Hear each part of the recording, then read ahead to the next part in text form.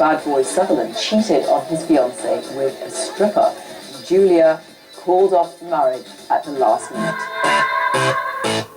The tabloids went into a feeding frenzy, and it was very tough on Julia, who was crushed. She was largely accused of being a runaway bride.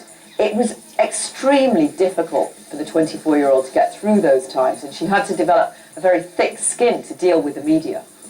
There's an enormous interest on the part of the media to create a persona with a celebrity, and sometimes that persona does not align with who the celebrity is.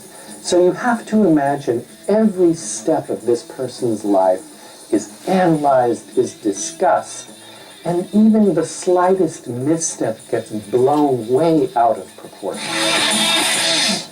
They don't know me. They're not friends of mine, and when you write about a stranger, I would imagine you would get it wrong most of the time, so it's not a surprise or a disappointment. But Julia was very disappointed in her former fiancé. However, she immediately ran into the arms of Jason Patrick, Kiefer's best friend, in fact. The romance went well for a while, until Julia reportedly got completely sick of her boyfriend's excessive beer drinking habit. Well, she took a 2-year hiatus from acting. Whenever you make a picture afterwards, you know, you take a little break. So I took my break, and within that break was reading script that didn't appeal to me. So it was really 2 years of looking for the right thing. The Pelican Brief had to be the right choice for Julia, because novelist John Grisham had actually written the novel with Julia in mind. Well, you can only prepare to a point for this particular kind of part, and I went down to Tulane Law School before the picture started and went to some classes there and talked to some people and sort of became familiar with that environment, which I knew nothing about, and found it all to be very interesting and could understand the appeal of it to someone like Darby Shaw. Julia was responsible for choosing her co-star, Denzel Washington. Just in sort of exploring who my ideas of who Greg Grantham was, you know, I ultimately came up with the idea of Denzel Washington. And what's so funny is that he's so great in the movie that he makes me look like a genius, you know. And all I did was, you know, sort of say, let's get Denzel Washington. So. And when co-star Denzel Washington was asked why he accepted the role in Pelican Brief, he didn't hesitate with his answer. To work with Julia Roberts, when I read the screenplay, I knew right away, because I could read it and it felt like 20 minutes. I couldn't wait to get to the next page, so that's always a good sign to me.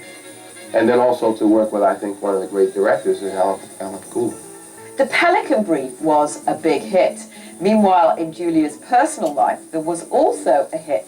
She became involved with quirky actor and singer Lyle Lovett, an unlikely combination, but the two of them met and hit it off on the set of Robert Altman's indie film The Player, where Julia had a small cameo.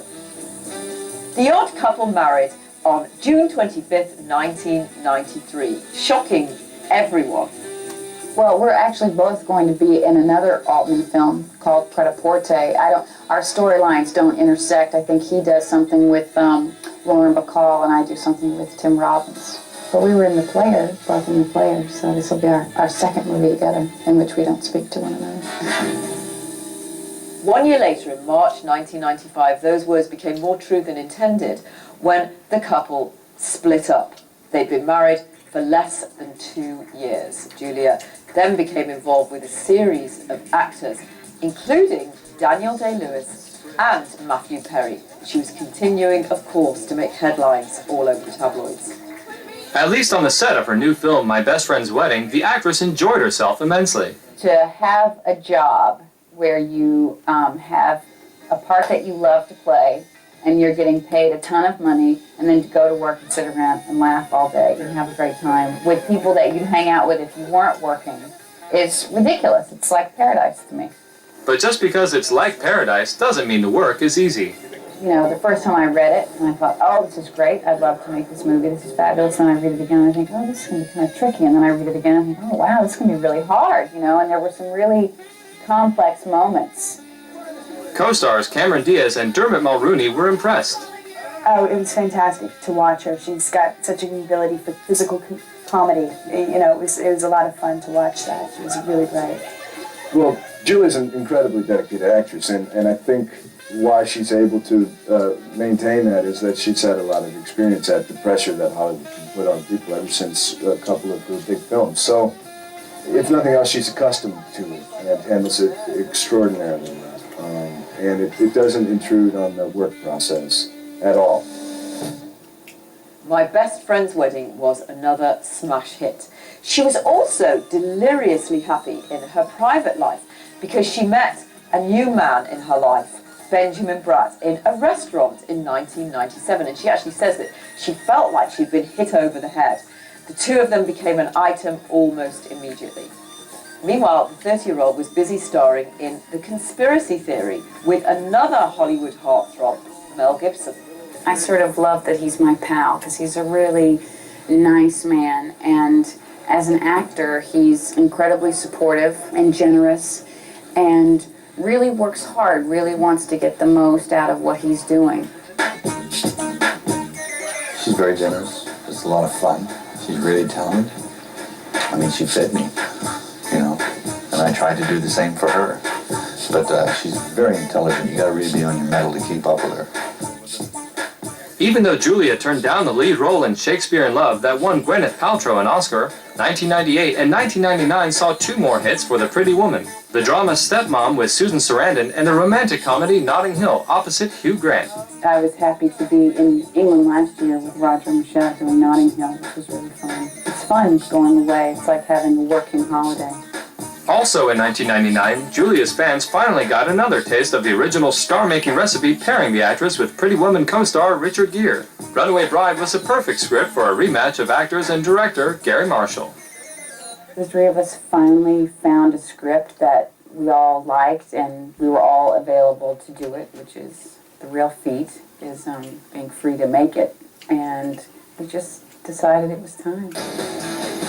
In the 10 years that had passed since Pretty Woman, Julia recognized some changes for the better that had come with age. I'm a grown-up person. 10 years is my 20s. So the difference between being 20 and being 30 is quite dramatic and fantastic. And I think that I'm a more valuable person to work with now than I probably was 10 years ago. The knockout box office returns were proof that Julia and Richard's screen chemistry was as strong as ever. And then Julia decided to switch gears and take a part in a film based on the true story of a woman named Erin Brockovich. It's about a single mother with 3 children and this journey that she takes as she starts working as a secretary at a law firm and uncovers an injustice. Up next, Julia breaks a record. For this role, Julia was paid $20 million, becoming the highest paid actress by far in Hollywood.